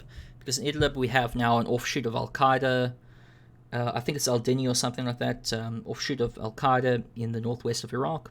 Sorry, northwest of Syria. We have Abu Bakr al-Baghdadi that's found in Idlib, and he's killed by US Special Forces in October that year. In November, I should say, an offensive is launched called Operation Peace Spring against the SDF in Ras Alan and Tel Abyad. No, Ras Alan and Tel Rafat, I think that's the area, sorry. Where essentially the United States withdraws withdraws its forces from the border and reconsolidates them in the Hazaka government for oil after ISIS is completely defeated in Syria in May of 2019. So you have the United States that pulls its forces from the border, allowing essentially Turkey to capture the area from Ras Alan to Tel Rafat, and in this area it establishes a security zone whereby it is now under Operation Peace Spring. And now in early 2020, there's a ceasefire agreement signed between Russia and Turkey. And yes, that brings an end to the overview. So to recap, actually, I'll recap everything now. I'll recap this in, I guess, about 5 minutes, essentially. What you have is, to recap this, is that you have the Assad regime that gains power in 1971. Hafez al-Assad creates a essentially Arab national socialist state, whereby the Assad family controls the country and is backed by a huge security apparatus of the Muqarrabat and military forces, which crush the Sunni majority protests in the 80s, and that leads a very tight-fisted regime. Hafez al-Assad dies in 2000. You have Bashar al-Assad take over. Bashar al-Assad reforms the country to make it much more... So you could say he reforms the country to make it a much more consolidated with power in his government, essentially. Then you have what happens in early 2010, 2011. You have the Arab Spring that sweeps across the Middle East. This essentially leads to minor civil protests, and then you have kids writing on the walls in places like Dara, that Assad must go. Assad's Muqarrabat arrest these children, torture them, and kill them. This escalates protests, makes it much more bigger in size, and essentially you have the security forces firing upon protests. These protesters start to arm themselves and create an insurgency against the government. Some of these military defect to form the Free Syrian Army. The Free Syrian Army and the Syrian National Council, a political coalition of exiled as well as Syrian politicians, starts to base itself in Turkey. And Turkey. Okay. Shit. Okay. So, sorry, I'm having a little bit of a brain fart for a bit. And okay, sorry. Back on cue. Okay. So you have the Syrian National Council based in Turkey. And this Syrian National Council is the representative of the Syrian opposition, and they want to have a transitionary government whereby the Assad regime is removed and essentially democratic process is allowed to occur and there's justice for the Assad victims. This is in line with the Kofi Annan peace process that happens at the time in 2012. The Syrian National Council eventually develops into the Syrian National Coalition, with this interim government based in Turkey and Istanbul, and backed by Doha in Qatar and Turkey. Timber Sycamore starts to be used as operation rooms to arm the opposition to bring the Assad regime into political settlement by the United States. It's called Timber Sycamore. This is done through the help of the MIT, or the Turkish intelligence, and the GID, or the Jordanian intelligence in the south, as well as the Turkish intelligence in the north. At the same time, you have the Rojava Revolution starting in the northeast of the country, whereby the Kurds oust Assad forces from Afrin, Kobani, Kamishli, and Hazaka, push those forces out, create their own little project, and they create their own forces called the YPG, or People's Protection Units, under the guise and political project of the Democratic Confederalism, as put forward by the PYD, or the Democratic Union Party. This party starts to have a different vision of Syria to the Syrian National Coalition. The Syrian National Coalition don't want a federalized government, federalized state, whereas the PYD want a federalized state. And what happens essentially is that you have the PYDs wanted to be a third option towards the rest of the conflict, not wanting to get engaged with the Syrian regime or with the rest of the Syrian opposition. The Syrian opposition starts to splinter off amongst one another, such as Jabhat al-Nusra, Islamic Front, Jaish al-Islam. They start to have different ways of looking at things, and Jabhat al-Nusra wants an Islamic emirate and wants to oust the Assad regime, but it disagrees with the Democrats of the Free Syrian Army and the SNC, and essentially reject the SNC process. The Assad government declares war on the whole of the state and seeks to establish complete control every inch of Syria, declaring all its opposition to be terrorists. It's gained the backing of Hezbollah at the time in Lebanon, and Iran through IRGC, as well as Russia later on in 2015. When ISIS arises, it initially works with the FSA, however it then fights against the FSA, Jabhat al-Nusra as well. It becomes a huge problem, leading to the intervention of the United States. The United States starts backing the YPG and turns it into the Syrian Democratic Forces. These forces start fighting against the Islamic State, as well as against those different Islamist groups. This worries Turkey. Turkey intervenes in 2016 to stop the Syrian Democratic Forces from linking its Afrin canton. Turkey starts to change its regime change policy against the Assad regime, and instead now focuses solely on ousting the SDF and to get rid of the SDF. So they launch Operation Olive Branch in 2018. During this time, Jabhat al-Nusra rebrands in early 2017 to create Hayat al-Sham. The opposition loses a lot of major cities such as Dara and Aleppo. And this, of course, culminates in peace talks between the two, peace talks between Turkey and Russia, during Astana, whereby the focus on putting towards Syria to a political settlement under UN Resolution 2254 is focused on. However, the Assad regime rejects this, of course, and Jabhat al-Nusra rejects this, ISIS rejects this, and there's no inclusion of the PYD. Okay, so now we bring it forward a little bit more. The Islamic State collapses in Syria, and then we have essentially Assad gaining more and more control. The tide of the war shifts in Assad's favor. The opposition in the south collapses. Turkey takes a much more active role in the Syrian conflict now to guarantee the protection of its opposition forces and to stop the SDF. The United States become more active against the Islamic State. However, the United States, after the Trump administration, they cancel their Timber Sycamore program to the opposition, and they start to only fund the Syrian Democratic Forces. They start to reduce their troop presence in the northeast of the country, before eventually withdrawing some forces from Ras Al-Ain to allow Turkey to intervene. So the state of play at the moment is that the Assad regime is in a winning position. However, and this is the element now that I want to talk about briefly, is that the Assad regime has since 2018-2019, there has been sanctions placed on the Assad regime, which means that the Assad regime has had to essentially not be able to pay a lot of its forces. it's had to reduce a lot of its control, which leads to the speculation of whether or not the Assad regime can continue. Because essentially Russia and Turkey, as well as every goddamn international actor, is getting tired of this conflict. And they all want some form of settlement. And they want this thing to end. I mean, the UAE even gave the Assad regime $3 billion. $3 fucking billion. I don't want to be rude, sorry for anyone. But $3 billion to make it push in the northwest and to get rid of the last pockets of the opposition. And I just forgot to also mention that Idlib is controlled by the Hatal al-Sham, as they are the dominant force and with the Salvation Government in the Idlib province at the moment. So where are things at the moment? The Assad regime is struggling to deal with the coronavirus outbreak.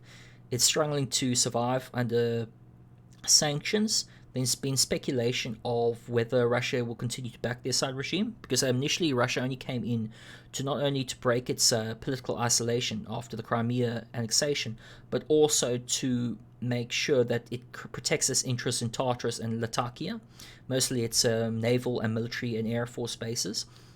So it's now in that area. It's only there for that reason. And at the moment, it's been speculation as whether or not the Putin will get rid of Assad. And that's sort of like where we're at the moment. The Syrian Democratic Forces are still active. However, they've been weakened significantly from Turkey's offensive of Operation Peace Spring.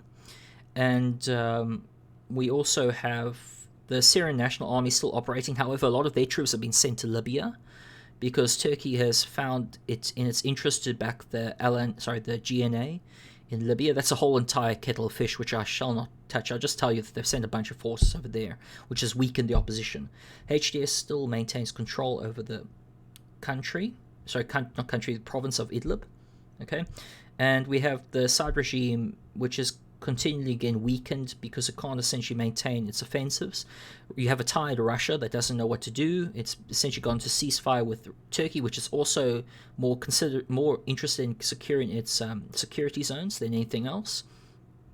So that's where we are at the moment, and this has all been an overview of the conflict. So that's where we are at the moment.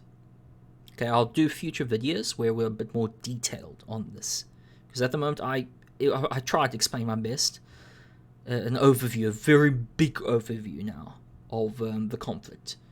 And now it's what's the period of time? What's the minutes now? It's about 92 minutes, so that's a good time. So I'll open up the floor for questions, so you can start asking questions. I'll link again to people. I'll sort of say, I'm opening the floor up to the questions now. I'm just going to message the different groups.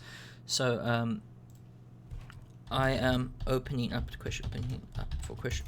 questions now. So please be active in the chat. I'll answer your questions now. Opening up for questions. Just type into various different groups, and I'll start actually answering.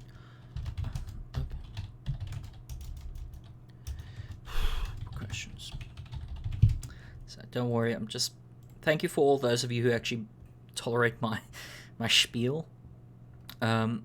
It's, as you can imagine, it's very complicated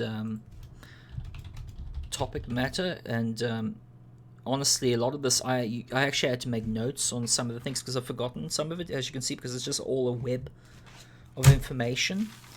My whole objective with this stream was to give people, especially newcomers to this conflict, a general overview. That's my objectives with this whole stream, to give a overview of the conflict, to tell you the different state actors, the different non-state actors, to tell you where the history of them in the conflict, as well as how the conflict has gone on for them. And as you can imagine, it's still ongoing. Things can change in a blink of an eye in this field of opportunity. Things can change over time here. So this is why it's important to have at least a general contextual overview of these things. So I'll answer some questions now. So, okay. Suzuki Nefi has asked, what do you think we should do regarding Turkey and the Kurds? That's a very complicated topic in and of itself. But I do think that, I'm just going to say, Answering questions.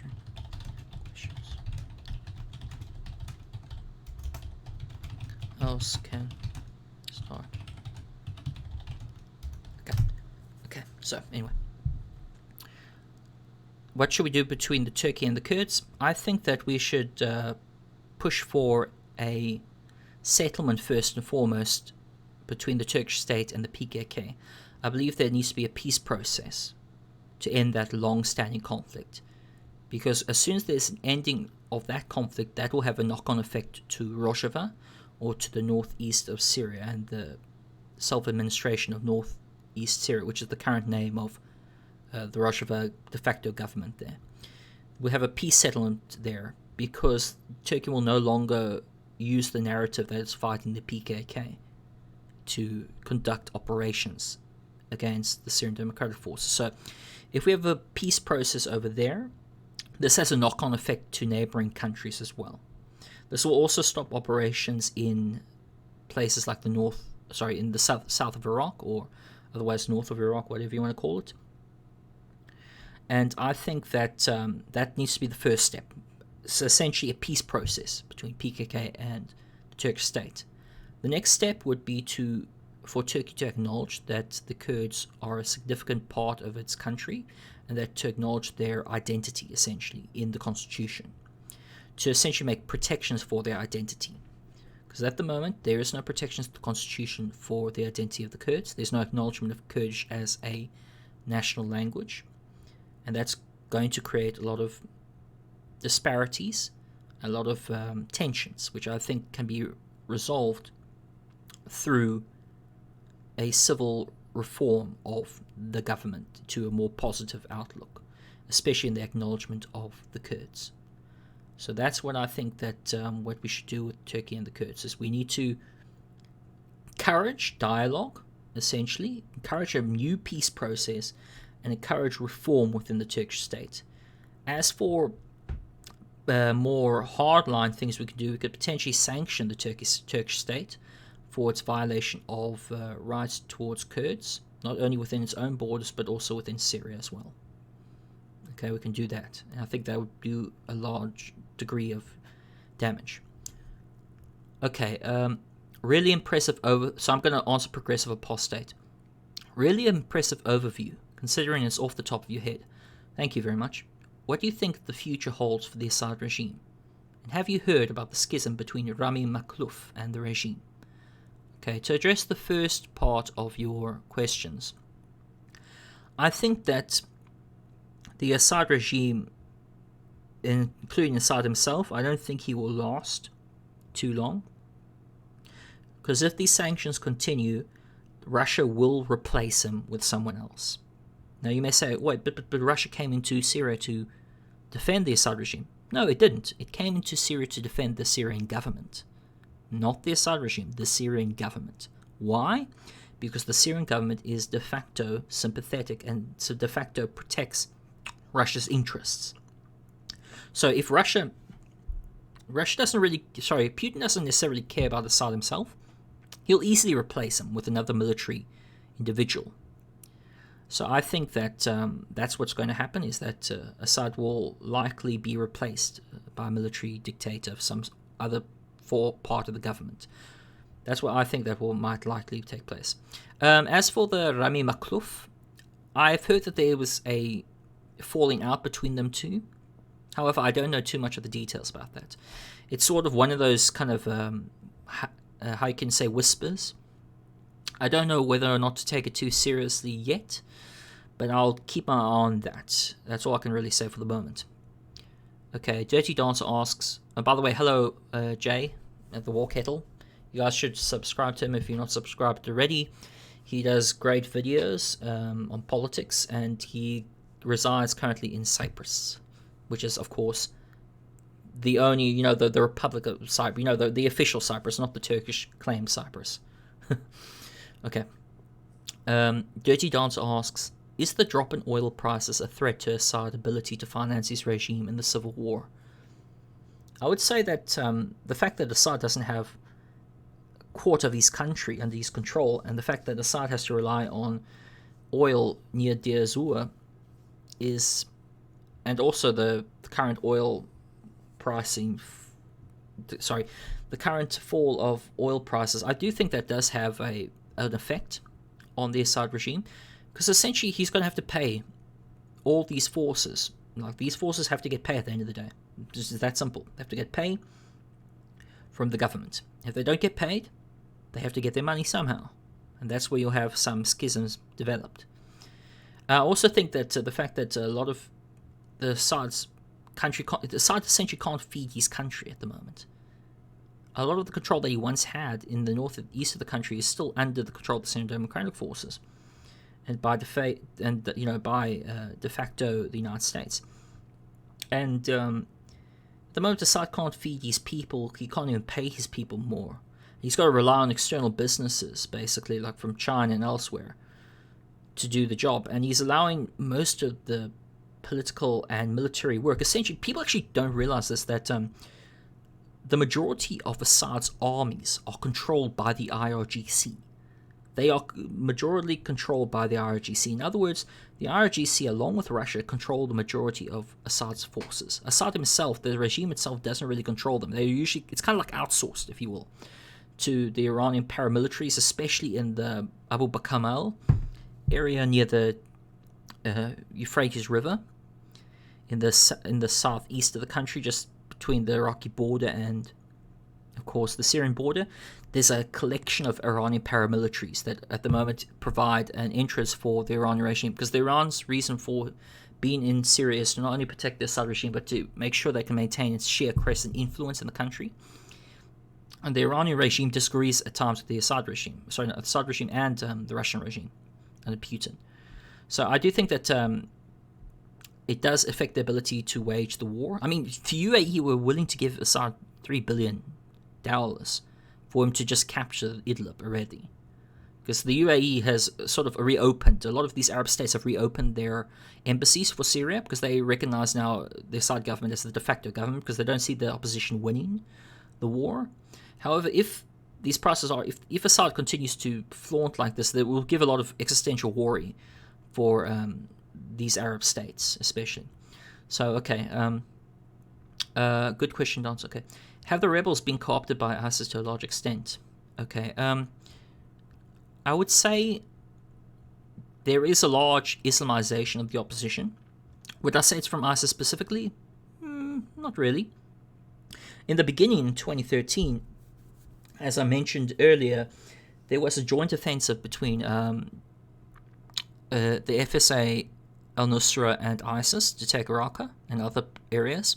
However, there was a fallout between these groups, and ISIS essentially captured Raqqa and went to war with these different groups, and a lot of them continued their fighting with these groups to this day. However, what else? Okay, however, there has been Islamization of the opposition. There's no doubt about that.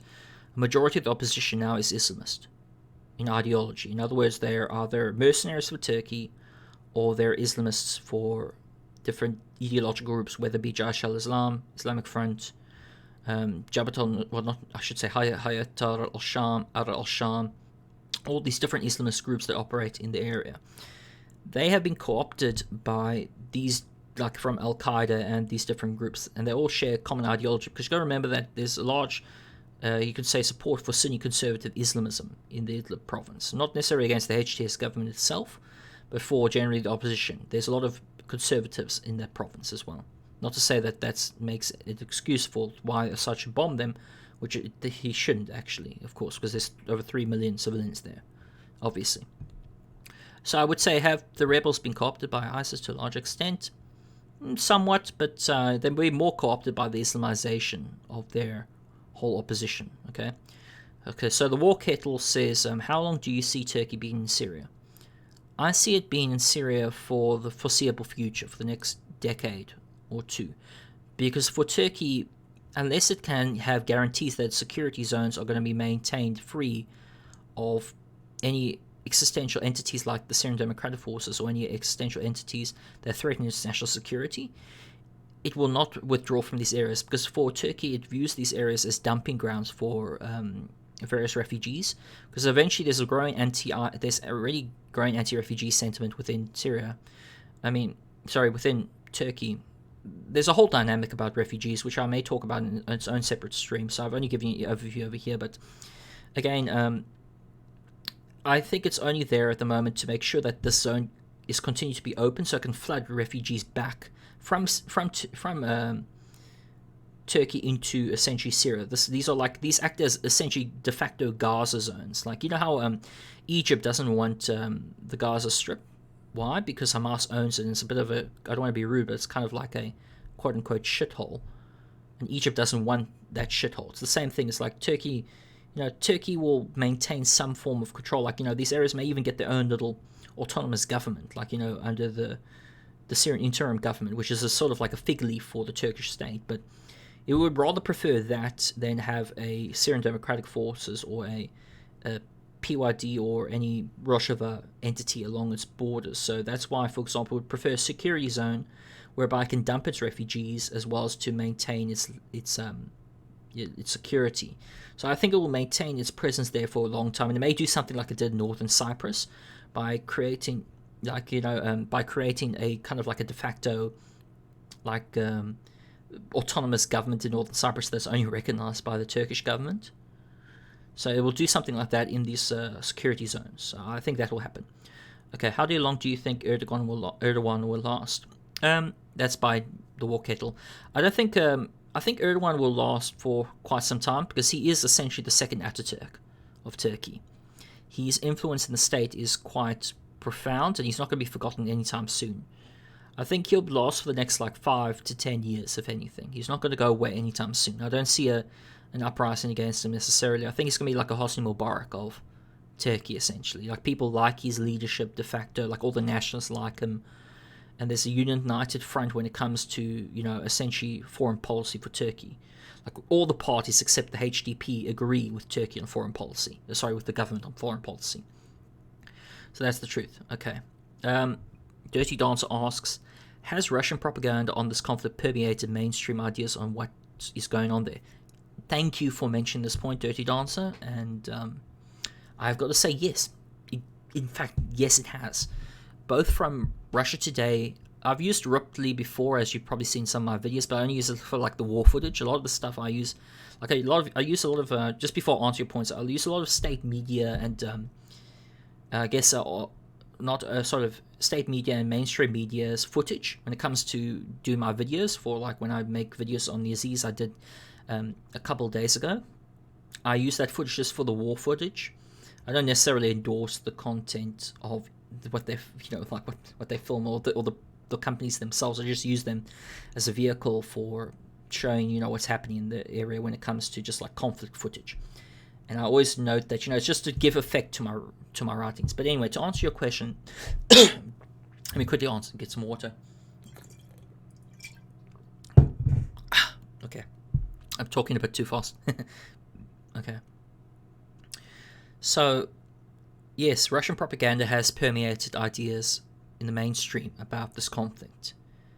Because even when we're talking about this conflict, you've heard just how complex I've made, even for an overview.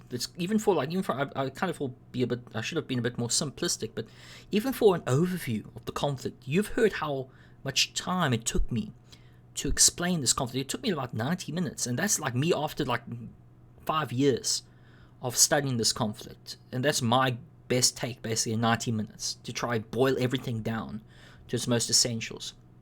So now you can imagine that the ideas that are parroted by Russian media is that the opposition are all terrorists, that the Assad government is battling a war against terrorists, that the United States has funded ISIS, that the Kurds are just terrorist PKK. You've heard those ideas, right? You've heard them that have sometimes been voiced in by commentators on YouTube or by Russia itself, as well as other outlets as well. So I definitely have to say that the Syrian conflict has really introduced almost like a propaganda war between different sides, where, given the nature of a lot of the state media that are in the area, you have the most acceptable media outlets that are usually looked at when it comes to war in general in the Middle East is things like Al Jazeera. Al Jazeera being, of course, a state media outlet for the Qatar government.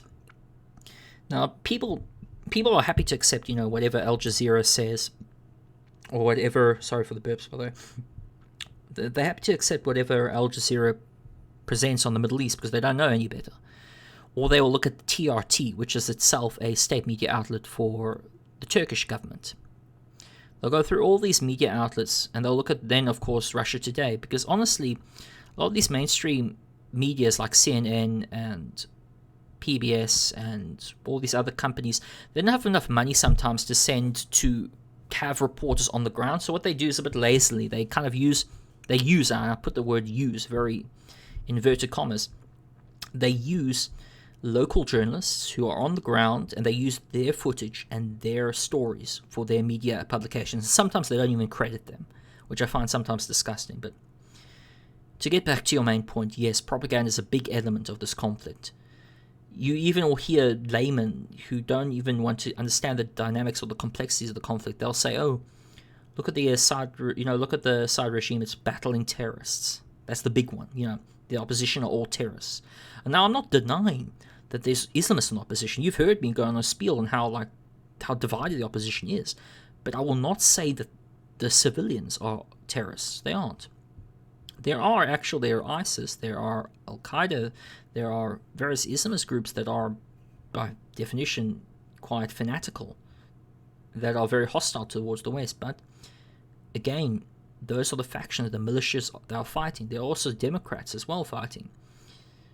However, you cannot deny the Islamization of the opposition. That's the one thing you can say, but you can't acknowledge at the same time that Assad basically is a narrative of all the opposition essentially being jihadists or terrorists. That's incorrect, because they simply aren't. Not all of them. It's almost like a self-fulfilling prophecy, because the Assad regime has essentially brutalized its own people and forced them through councils of bombardments into extremity. Because we forget that Assad released prisoners, political prisoners who are Islamists. We forget that Assad regime has been bombing its own people and killing its own people for years. We forget that the majority of deaths in Syria have been from the Assad regime. We must never forget that. We must never forget that. And it's because a lot of these people have either fled the country, who remain in the opposition, who have either fled the country, who have either given up fighting, such as in the Southern Front, where a lot of fighters actually essentially signed a deal with the Assad forces, where unfortunately they themselves have become now cannon fodder in other offences because of the nature of the regime. We also have some who have become radicalized, who have gone to these extremes and said, you guys are the only ones who are actually doing anything against the Assad regime. We just have to understand that I know friends who grew up in this conflict, who were like 14 when it started, and who are now, 22, 23? And some of them were once kids in school, and some of them are now either fighters themselves, journalists, or, dead, which is sad. So yes. Okay, Anthony Roberto asks, do you think there will be a bloc with many Arab states against Turkey, like more official at some point? Do you think the Arab League will take a tougher stance on rhetoric and policy-wise towards Turkey? Thank you for mentioning this.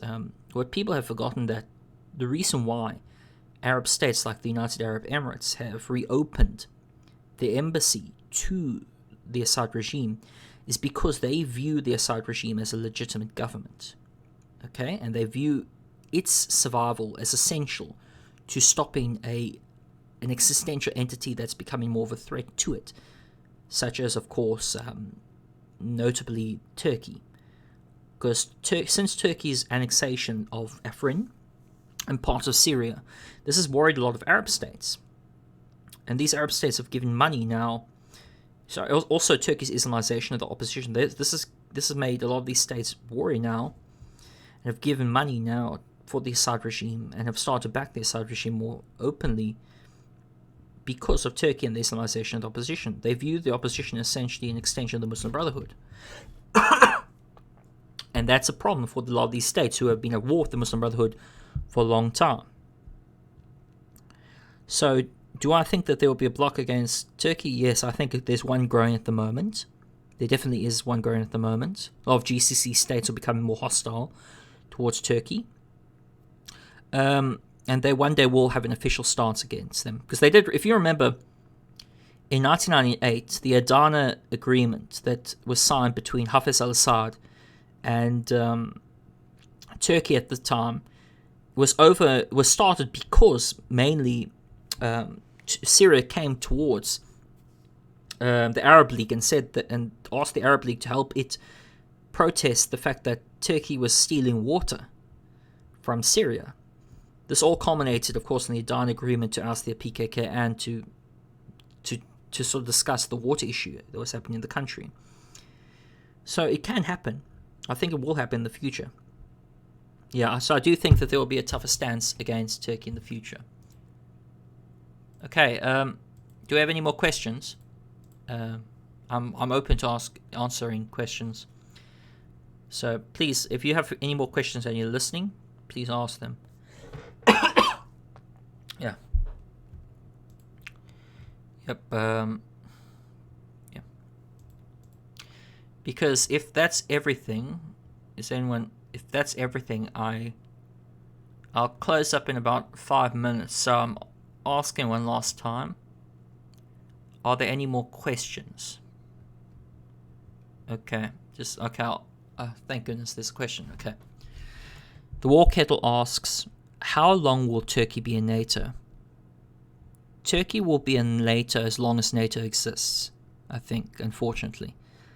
There is no formal method for a country to be expelled from NATO. There is a suspension method. However, there's no formal method unless that country itself exits NATO. And I don't think Turkey will exit NATO, not even if it goes full-blown dictatorship. For the United States, Turkey still is an important geopolitical entity just because of its positioning against Russia and its gateway essentially to Europe. This is why the EU still negotiates with Turkey, despite Turkey's obvious violation of multiple EU principles. It still negotiates because at the end of the day, if Turkey tells them, okay, I'm going to release refugees into your borders, they immediately will come back to Turkey and try and negotiate something. Okay, Jay asks again, or the War Kettle asks, okay, how long will NATO last? Can we shut it down and build something new? I think for the moment, NATO will last as long as the United States is backing it. And as long as there's effort by the United States to continue backing it. However, I would like to see something more global, or even to create a South Pacific NATO of some sort, like a reimagining of CETO, which was an old version of NATO in the Pacific region with Asian countries. And sorry, I've got the corona. No, I don't have the corona, of course. But anyway, I just have a cough from talking. What we have to remember is that NATO was created initially to provide peace and collective security against the Soviet Union. Now that the Soviet Union is gone, and that the world is now a much more different place, where we have now more transnational actors, such as jihadists operating clandestinely around the globe, it's become harder to maintain or to deal with such a threat. I mean, even after 9/11, we still saw how NATO enacted Article 51 and enacted multiple provisions to fight against terrorism across the globe. The importance of NATO, it still is very relevant. However, it's been gutted from the inside, especially from countries like Turkey, and it's been really gutted by its focus. The same with the United Nations. I think we still are headed towards another major conflict. I don't know when. I just think we're going to be heading towards one. So whether we can build something new will take a concerted effort, really. We have to take a concerted effort. We need to address countries like Turkey within NATO. We have to do... Sorry about the burp. We have to do something about Turkey. Because we can't allow this alliance to continue to be gutted. That's what we can do. Yeah. Okay. Okay. I don't really have much else to say. If anyone has more questions, please ask away. Like at the moment, I'm only here now answering questions. I think I'll end this in about 5 minutes. I think probably 3. I'll give it 3 minutes actually. So anything last anyone wants to ask? Okay. If not, I'll start my closing remarks. So this video has been an overview of the Syrian conflict. I did not go into too much detail as I could, although it may sound to people who will listen to this later that I explained a lot in detail. I actually really only was scraping the surface. I really think I was only scraping the surface. This conflict is quite complex. It's important that you at least have an overview in your head within a 90-minute period, an overview of every different actor. And this was recorded in 2020. So different changes will happen in the future because this conflict is always changing. If you had told someone in 2011, if you had told someone in the Syrian opposition that, okay, you'll be either fighting for Turkey in a foreign land, they probably would be just completely gobsmacked at you. So this is very important that we have an overview that exists of the conflict. And it's an important reference, especially for this channel going forward. I hope that everyone enjoyed it. I'll answer, I think, another question. How can we free Cyprus? That's a good, interesting question. And sorry if people were thinking I was going to conclude. I just saw. Okay. Sorry, I've just got a series of now more questions, so I guess I'm not concluding just yet. So I'll just give it a bit more 5 minutes. How can we free Cyprus? I think the only way we can free Cyprus is for there to be a much more aggressive, I could say, United Nations, where we make it clear that let me reverse a bit. Since the conflict has dragged on for so long now, and it's essentially now a frozen conflict, really. Northern Cyprus is annexed by Turkey. It's become its own autonomous region. It's been ethnically cleansed of its Greek Cypriots. It now has mostly Turkish Cypriots. And this country has an autonomous government that is only recognized by Turkey. The United Nations still maintains a sort of a de facto line between the north and south. However, with the oil drilling going on in the the sea neighboring the north of the country, and of growing tensions again, I think that the only way this conflict will be resolved is through a peace settlement of some sort. And unfortunately, there's no one really pushing this thoroughly. I mean, even the United Nations really kind of like play stalemate on it a bit. You can't essentially push out this Turkish Cypriots now, but you've got to also acknowledge those who have been exiled from the north. It's a very complicated process that I think that we won't resolve in the next couple of years. I think it's just going to remain the state of affairs that it is. I think that the south of Cyprus will remain independent, while the north will always be remained annexed as a part of like a Turkish external client state, essentially. And I don't think it will change in its dynamics anytime soon, unfortunately. So basically in 50 years' time, you'll still have the Turkish Republic of Northern Cyprus still alive and well, whereas you'll have a free Cyprus on the south. So I don't think it's going to actually change. If anything, I see Turkey maybe invading a bit more Cyprus in the future if it becomes more expansionist. That's more of a worry. But as I say, I don't think there's going to be any resolve to the conflict. I don't think that the Turkish Cypriots are going to, the Turkish Republic of Northern Cyprus is going to be dismantled anytime soon. I really don't think so. Okay. Progressive Apostate asks, I guess one other question would be how to answer people who say Assad is the best option in Syria. You would have to tell them that Assad's not the best option in Syria. We have the AANES, or Self-Administration of North and East Syria, in the northeast of the country, which has a de facto multi-ethnic democratic and federalist project, whereby you have decentralization, form of democracy, and local governance for a lot of councils. I think that's the best alternative at the moment. And you also have to tell them that there's a peace process under UN Resolution 2254 that you could also back.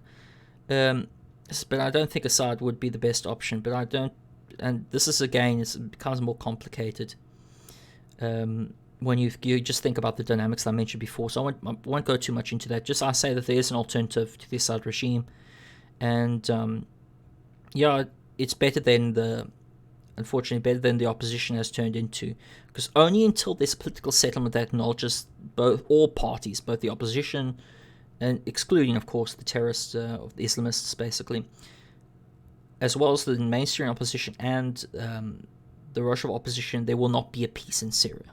It will be fragmented for years to come. And if there is a transitionary government that comes out of Assad's collapse, what that government is going to turn into an Islamist state, which will then, of course, create another civil war, which will lead to the second civil war, or the second Syrian civil war. I guarantee you if that happens.